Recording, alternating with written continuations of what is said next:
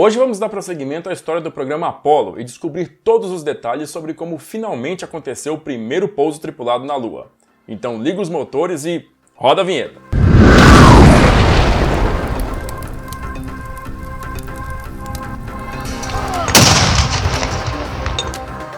Já se inscreve aí no canal e aperta o sininho, é importante para nós porque assim o YouTube recomenda os nossos vídeos e a sala de guerra cresce mais. Nosso trato de sempre, se você gostou desse vídeo, divulga para pelo menos mais um amigo seu que também gosta de história militar. Então, para o alto e avante!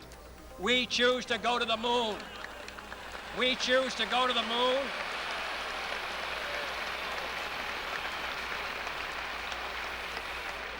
We choose to go to the moon in this decade and do the other things, not because they are easy, but because they are hard.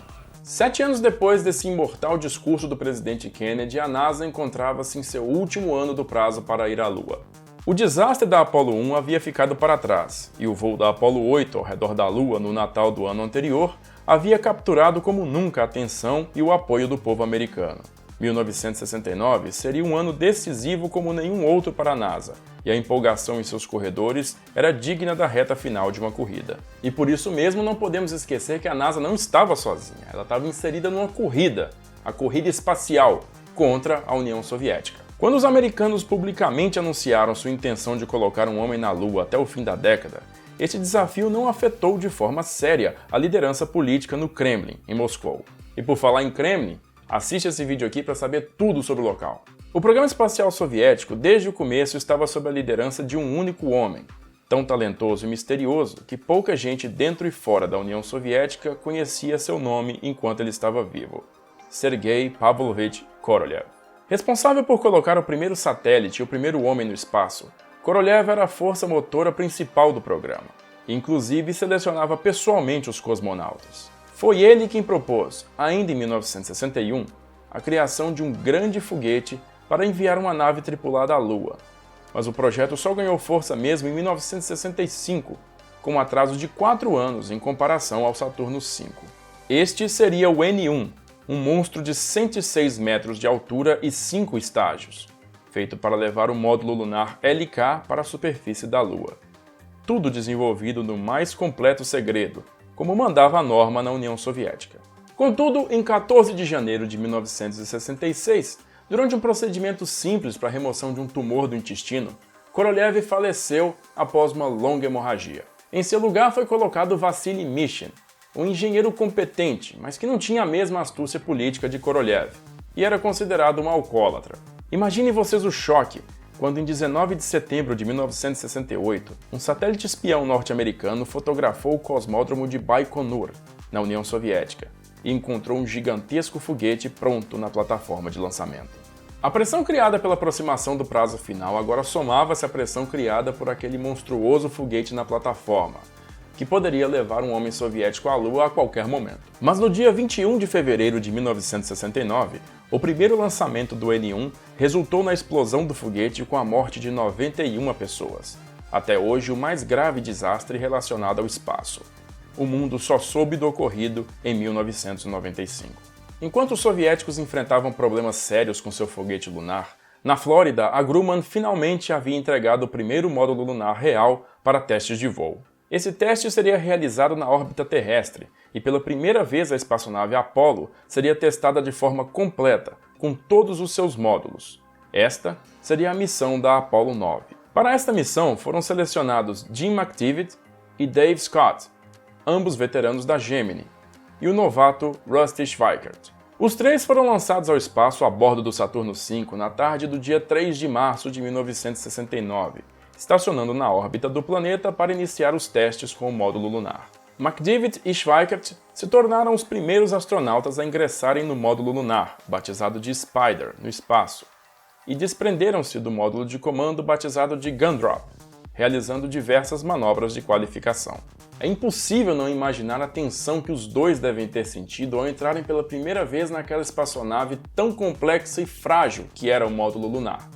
Ela não tinha nenhum tipo de blindagem, ao contrário do módulo de comando. Assim, qualquer falha nos motores do Spider seria fatal para McDivitt e Schweickart, mesmo estando tão próximos da Terra. Mas no fim de 10 dias de testes, a Apollo 9 tocou o Oceano Atlântico ao norte da República Dominicana, e finalmente a espaçonave completa Apollo foi declarada apta para ir à Lua. Podemos pensar que o próximo passo lógico seria pousar na Lua, certo? Mas depois do desastre da Apollo 1, na qual a agência queimou algumas etapas, a NASA ficou muito mais cautelosa e agora, antes de realizar o pouso, decidiu realizar um ensaio geral. Esse ensaio consistia em fazer tudo que a missão do primeiro pouso faria, exceto, claro, pousar. E essa era a missão da Apollo 10. A tripulação escolhida para o ensaio geral foi a mais experiente de todos os voos da Apollo. No comando estava Tom Stafford, veterano das missões Gemini 6 e Gemini 9. Como piloto do módulo lunar estava Gene Cernan, veterano da Gemini 9. E como piloto do módulo de comando estava John Young, veterano da Gemini 3 e Gemini 10. A tripulação escolheu os nomes Charlie Brown para o módulo de comando e Snoopy para o módulo lunar. Isso porque, logo após o desastre da Apollo 1, a NASA escolheu Snoopy como seu mascote de segurança. Desde 1968, com a bênção do seu criador Charles Schulz, Snoopy aparecia em pôsteres e outros materiais de orientação do programa Apollo, e inclusive ilustrava o brasão da equipe de resgate das espaçonaves no mar. Os personagens acompanharam a tripulação durante todo o treinamento, e broches de prata do Snoopy acompanhavam os astronautas em todos os voos do programa, sendo no retorno presenteados aquelas pessoas que se destacaram na manutenção dos padrões de segurança da Apollo. O foguete Saturno V contendo a espaçonave Apollo 10 foi o único do programa a ser lançado da plataforma de lançamento 39B, visto que desde março de 69 os preparativos para a Apollo 11 estavam ocorrendo na plataforma 39A. Sendo assim, no dia 18 de maio de 1969, os astronautas subiram a plataforma em direção ao foguete, e Stafford tocou o nariz de um boneco do Snoopy para dar sorte à missão. O foguete decolou naquela tarde, levando pela primeira vez a espaçonave Apollo completa para a Lua. No dia 22, Snoopy se separou de Charlie Brown e iniciou a lenta descida até uma órbita baixa de 15.000 metros acima da superfície, ponto além do qual já era prevista a descida final para o pouso. Apesar de serem pilotos extremamente competentes, Stafford e Cernan tinham personalidades enérgicas e impulsivas, e já haviam voado juntos na Gemini 9. Por conta disso, havia uma preocupação real por certos setores da NASA, de que os dois pudessem realmente tentar um pouso lunar se a oportunidade aparecesse. Então, para se precaver da surpresa de um pouso antecipado, a NASA decidiu abastecer o motor do módulo de ascensão com somente parte do combustível total.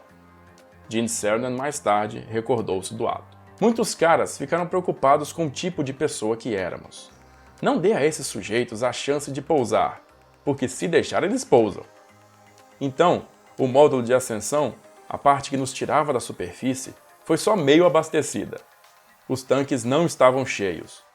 Se tivéssemos tentado pousar na Lua, não poderíamos retornar. Snoopy fez um reconhecimento fotográfico do Mar da Tranquilidade, a região selecionada para o primeiro pouso lunar, e em seguida acionou o motor de ascensão para subir e se acoplar com Charlie Brown.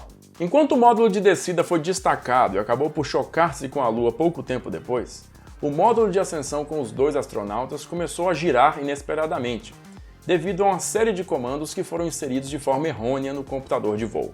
Por alguns momentos, Stafford e Cernan lutaram para recuperar o controle, e mais tarde foi apurado que por muito pouco o giro do módulo teria se tornado irrecuperável, o que teria forçado a espaçonave a chocar-se contra a Lua. Após resolver o problema, o acoplamento com o módulo de comando aconteceu de forma normal, e Snoopy foi lançado para fora da órbita lunar. É importante ressaltarmos que todos os módulos lunares seguintes foram lançados em direção à Lua, e Snoopy foi o único que ficou voando no espaço. Ninguém mais monitorou sua trajetória desde 1969, e então Snoopy perdeu-se na escuridão. Contudo, em 2011, um grupo de astrônomos britânicos iniciou um projeto para rastreá-lo, e em maio de 2019, a Real Sociedade Astronômica anunciou ter encontrado Snoopy ainda em órbita da Lua, o que a torna a única espaçonave já tripulada a ainda sobreviver no espaço profundo. Durante a reentrada na atmosfera terrestre em 26 de maio de 1969, Charlie Brown se tornou a espaçonave tripulada mais rápida da história, atingindo incríveis 39.897 km/h. a Apollo 10 foi recuperada no Oceano Pacífico e a NASA podia finalmente se concentrar em pousar na Lua com a Apollo 11. A decisão sobre quem tripularia a primeira missão a realizar um pouso lunar foi tomada ainda em novembro de 1967 e foi feita por Dick Slayton, diretor de operações de voo tripulado da NASA. Slayton era um dos 7 astronautas selecionados na primeira turma em 1959, mas foi proibido de voar por um diagnóstico médico de arritmia cardíaca em 1962. A partir de então, ele se tornou o responsável por escolher as tripulações das missões espaciais. Todas as missões Apollo tinham uma tripulação principal e uma reserva, que seria acionada se algum problema acontecesse com a tripulação principal. Era política de Slayton realizar um rodízio de tripulações. Sendo assim, uma tripulação reserva normalmente se tornava a principal 3 voos depois. Inicialmente, Slayton designou como tripulação reserva da Apollo 9 o trio composto por Neil Armstrong como comandante, Buzz Aldrin como piloto do módulo lunar e Jim Lovell como piloto do módulo de comando. Mas aí vocês lembram que eu comentei na primeira parte, né? Se não lembra, vai lá conferir. As missões da Apollo 8 e da Apollo 9 foram trocadas, e junto foram trocadas as tripulações. Dessa forma, a tripulação de Armstrong se tornou a reserva da Apollo 8. E se você fizer a conta, 8 mais 3 dá 11. Foi assim, então, que a tripulação dele se tornou a principal na primeira missão de pouso lunar da história. Mas ainda tinha uma mudança a ser feita. Originalmente, o piloto do módulo de comando da Apollo 8 seria o astronauta Michael Collins, mas esse foi designado com um problema na coluna vertebral que iria requerer uma cirurgia. Sendo assim, Jim Lovell substituiu Collins como piloto do módulo de comando da Apollo 8 em julho de 1968. Quando Collins retornou ao serviço após a cirurgia, se juntou à tripulação de Armstrong na Apollo 11. Neil Armstrong era considerado um dos mais técnicos e introspectivos astronautas do programa Apollo, e já havia voado como comandante da Gemini 8 em 1966. Sua habilidade como piloto já havia sido comprovada em diversas ocasiões, como quando, durante a própria Gemini 8, ele salvou a missão do desastre ao corrigir um giro errático da espaçonave. Em 6 de maio de 68, ele estava voando o Veículo de Pesquisa de Pouso Lunar, uma aeronave que simulava as condições de pouso na Lua, com um potente motor a jato no centro, apontado para baixo. Voando a 30 metros do solo, Armstrong percebeu que os controles estavam se degradando e o veículo começou a girar. Então ele rapidamente decidiu ejetar-se, segundos antes do veículo explodir ao chocar-se com o chão. Uma análise posterior mostrou que se a reação de Armstrong fosse meio segundo mais lenta, seu paraquedas não teria tempo de inflar e ele morreria na queda. Imperturbável, Armstrong saiu do local de desastre e foi imediatamente escrever seu relatório do ocorrido. Edwin Buzz Aldrin havia sido piloto de caça-jato F-86 Sabre na Guerra da Coreia, onde derrubou 2 MiG-15 norte-coreanos em 1953. Ele se tornou o primeiro astronauta com doutorado a ser selecionado pela NASA e voou a última missão do programa Gemini, a Gemini 12, ao lado de Jim Lovell em novembro de 66. Com 5 horas e 30 minutos fora da espaçonave, Aldrin se tornou o recordista de atividades extraveiculares do programa Gemini, quando também fez a primeira selfie espacial da história. Michael Collins era um experiente piloto de testes da Força Aérea dos Estados Unidos, tendo acumulado mais de 3.000 horas de voo. Ele voou pela primeira vez no espaço ao lado de John Young, na Gemini 10, em julho de 1966. Os astronautas da Apollo 11, embora tivessem desenvolvido uma excelente dinâmica de trabalho, não eram propriamente grandes amigos. Embora Aldrin tivesse tentado desenvolver uma camaradagem maior, Armstrong estava sempre concentrado no trabalho, e Collins se considerava um solitário inveterado. Aldrin e Collins mais tarde descreveram a tripulação como amigáveis estranhos, mas Armstrong disse que nunca teve nenhum problema com seus tripulantes. Claro, foi a própria tripulação quem desenvolveu o brasão da histórica missão, uma águia careca, ave símbolo dos Estados Unidos, que leva em suas garras um ramo de oliveira, tradicional símbolo de paz, enquanto pousa na Lua. Foi também decisão dos próprios astronautas não incluir seus nomes no brasão, justamente para reconhecer o fato de que milhares de pessoas deveriam receber o crédito por aquele feito, não somente eles três. O primeiro módulo lunar a pousar na Lua foi batizado de Eagle, ou Águia, justamente em relação ao animal que ilustra o brasão. Já o módulo lunar foi batizado de Columbia, uma homenagem ao explorador Cristóvão Colombo. Enquanto isso, na União Soviética, o foguete lunar N-1 foi testado pela segunda vez em 5 de julho.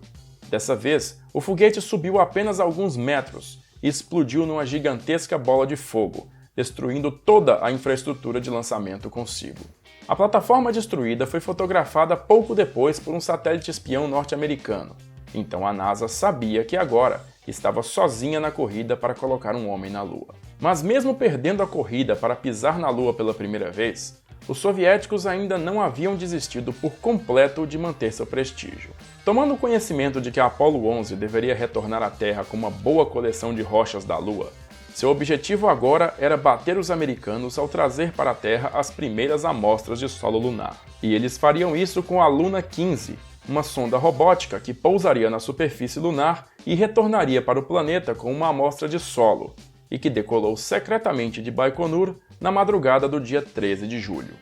Às 4 horas da manhã do dia 16 de julho, Armstrong, Aldrin e Collins se levantaram, tomaram banho e seguiram para o tradicional café da manhã de bife e ovos em companhia de Dick Slayton e da tripulação reserva.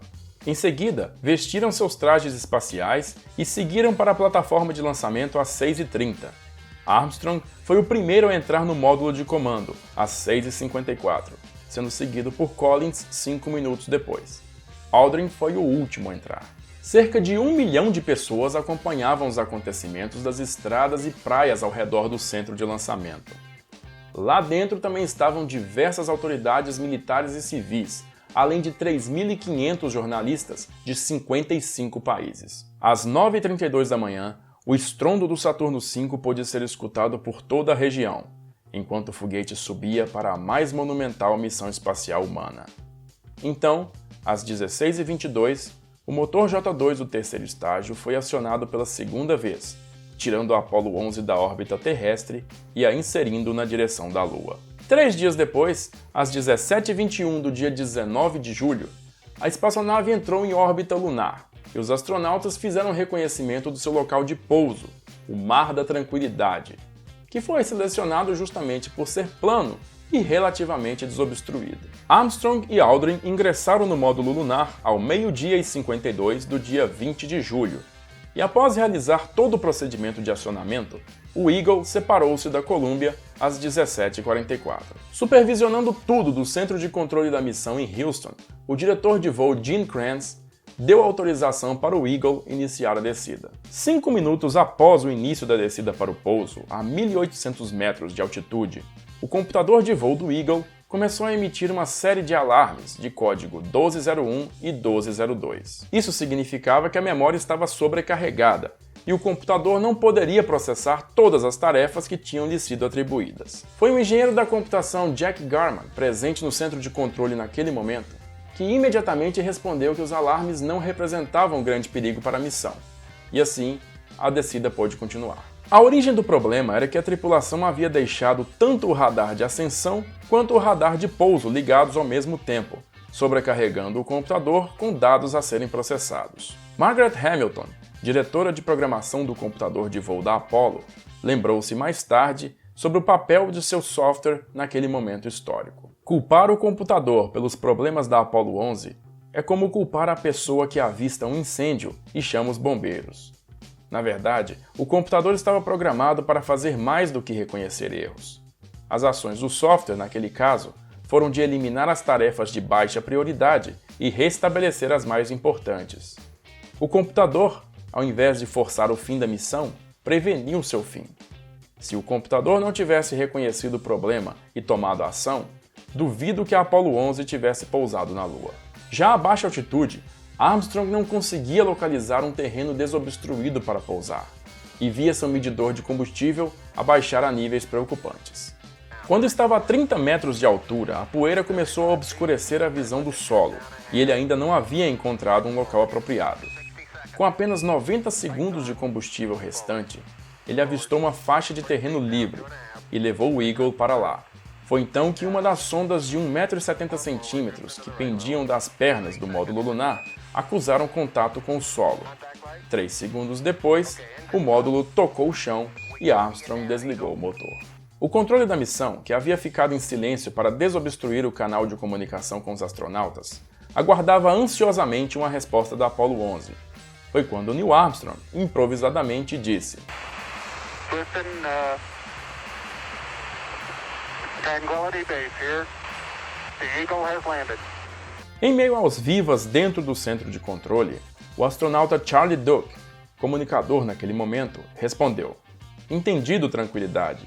Tinha um bocado de gente ficando azul aqui. Estamos respirando de novo. Muito obrigado. O módulo lunar havia pousado às 20h17, agora a NASA estava celebrando. Mas calma, ainda faltava a parte do homem pisar na Lua. Após Aldrin, que era muito religioso, fazer sua comunhão em solo lunar, os dois astronautas procederam em colocar seus sistemas portáteis de suporte à vida e suas galochas lunares. Então, o Eagle foi despressurizado e a escotilha foi aberta às 2h39 da manhã do dia 21 de julho, com Armstrong iniciando a descida pela escada 12 minutos depois.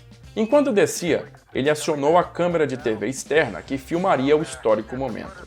As imagens foram transmitidas em tempo real para a Terra, sendo assistidas por 600 milhões de pessoas ao redor do planeta. Às 2h56 da manhã, 6 horas e meia após pousar na Lua, Armstrong pisou no solo lunar pela primeira vez e declarou: Este é um pequeno passo para um homem, mas um salto gigantesco para a humanidade. Alguns minutos depois, Aldrin desceu e juntou-se a Armstrong na superfície, descrevendo a paisagem que via como simplesmente magnífica desolação. Eles plantaram a bandeira dos Estados Unidos a cerca de 8 metros do módulo, tendo dificuldade em fincar o mastro mais do que 5 centímetros de profundidade no solo rochoso da Lua.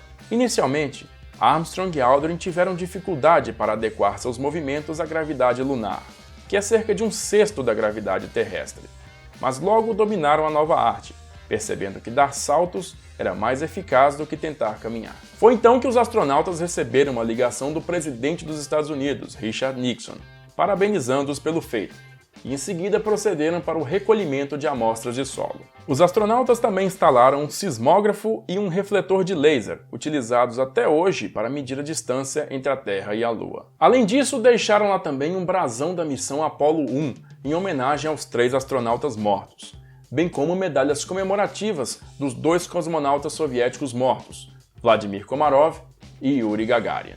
Depois de 2 horas e 31 minutos de atividade extraveicular, Armstrong e Aldrin haviam recolhido 21 quilos e 500 gramas de rochas lunares. Às 5h11 da manhã, os astronautas voltaram ao Eagle e fecharam a escotilha, preparando-se para dormir e descansar antes de decolar. Foi nesse momento que a sonda soviética Luna 15 fez sua aproximação final para pouso na Lua. Ainda havia a chance de que os soviéticos conseguissem retornar as amostras de solo antes dos americanos, mas a 3.000 metros de altitude, as transmissões da Luna 15 cessaram e a sonda se chocou com uma montanha no Mare Crisium, a nordeste da posição da Apollo 11. Após descartarem os materiais desnecessários e realizarem toda a preparação, Armstrong e Aldrin decolaram com o módulo de ascensão às 17h54 e encontraram-se com Columbia às 21h24. Às 4h55 da madrugada do dia 22 de julho, a Apollo 11 deixou a órbita lunar rumo à Terra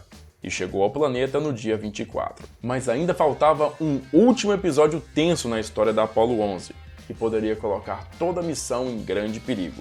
A estação da NASA em Guam, nas Ilhas Marianas, era responsável por toda a comunicação com a espaçonave em sua fase final de voo. Foi justamente quando um rolamento da base móvel da grande antena de comunicação quebrou, impedindo que a mesma pudesse ser girada para acompanhar a Apollo 11. Foi então que o diretor da estação, Charles Force, percebendo que não poderia esperar pela equipe de manutenção da antena, decidiu por uma saída desesperada. Pediu que seu filho Greg Force, de 10 anos de idade, colocasse a mão pelo buraco de 6 centímetros que dava acesso ao rolamento e lambuzasse de graxa a peça danificada. Incrivelmente, a antena girou com a graxa no rolamento, e a ação de uma criança de 10 anos de idade salvou a Apollo 11 de um possível desastre. A cápsula pousou no Oceano Pacífico às 16h55, a sudoeste do Havaí, sendo resgatada por helicópteros despachados pelo porta-aviões USS Hornet. Os 3 astronautas foram levados imediatamente para um ambiente de quarentena, pois havia o temor de que pudessem de alguma forma ter trazido contaminantes alienígenas da Lua. Foi de dentro do isolamento que os três foram cumprimentados pelo presidente Richard Nixon, que veio até o porta-aviões recebê-los. No dia 10 de agosto, a quarentena foi suspensa e os astronautas puderam ser recebidos pelo público, que ansiava por finalmente vê-los. Eles embarcaram então numa viagem de 38 dias ao redor do mundo, passando por 22 países, incluindo o Brasil, no dia 3 de outubro. A euforia e o sentimento de dever cumprido inundaram o mundo e a NASA, mas a agência não podia simplesmente parar e admirar seu grande feito. O programa Apollo tinha que continuar, para melhorar os procedimentos lunares e ampliar o conhecimento científico acerca do nosso satélite. Uma coisa que o pouso lunar da Apollo 11 tinha deixado a desejar foi justamente na precisão. Neil Armstrong tinha pousado a quase 7 km de distância do ponto pretendido, e a NASA queria descobrir se um pouso de precisão na Lua era possível. Essa seria uma das missões da Apollo 12, que levou à Lua a tripulação mais unida de todas no programa. Era composta pelos grandes amigos Pete Conrad, veterano da Gemini 5 e Gemini 11, Dick Gordon, veterano da Gemini 11, e o novato Alan Bean. Os três tinham uma camaradagem tão grande que compraram 3 Corvettes iguais, diferenciados apenas pelas siglas de seus postos na missão, pintadas nas laterais dos veículos. Decolando em 14 de novembro de 1969, em meio a uma densa tempestade, o foguete Saturno V levando a Apollo 12 foi atingido por 2 raios enquanto ascendia. Um desses raios danificou o circuito principal de células de combustível, colocando o módulo de comando em baterias. Isso quase forçou Pete Conrad a abortar a missão, mas no último momento, Alan Bean lembrou-se de um botão que ligava um circuito auxiliar das células. E aí o sistema foi restabelecido e tudo voltou ao normal. Ao iniciar a descida no módulo lunar, a missão de Conrad e Bean era pousar próximo da sonda Surveyor 3, que havia pousado na Lua 3 anos antes, para recolher sua câmera e trazê-la de volta à Terra. O plano era pousar a 360 metros da sonda, mas Conrad conseguiu pousar a apenas 177 metros, provando que era possível atingir alta precisão na Lua. Sendo um dos astronautas mais baixinhos do programa Apollo, com apenas 1,67, Conrad brincou ao dar seu primeiro passo na Lua.